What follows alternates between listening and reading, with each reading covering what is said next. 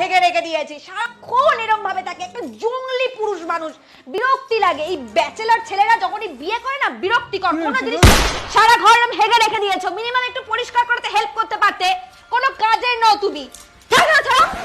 ছায়া ধরে টানছে, প্যান্ট ধরে টানছে, কোনো কাজ তো নিজে করতে পারো না, তাহলে আমার বলার কি আছে? যাও যাও নিজে করে নাও, এখন অন্য কাজ করো। যেই বলবো চলে গেলে বলো, ওখান থেকে জিনিসগুলো আমি হাত বাড়িয়ে তো একটু দিয়ে দিতে পারতে, তাহলে তো একটু উপকার হতো। বলার পরে দরকার নেই, বলার পরে দরকার নেই, বলার আগে করতে হয় এগুলো। যাও চলে যাও, বলার আগে করতে হয়, বলার পরে কেউ করে না। বউ রেগে গেছে, এটা রাগ করে বলছে, সেইটুকানি ফিলিংস নেই, এটার মানে এটা যে একটু হেল্প করে দাও, এটাও বোধ বুদ্ধি নেই তোমার।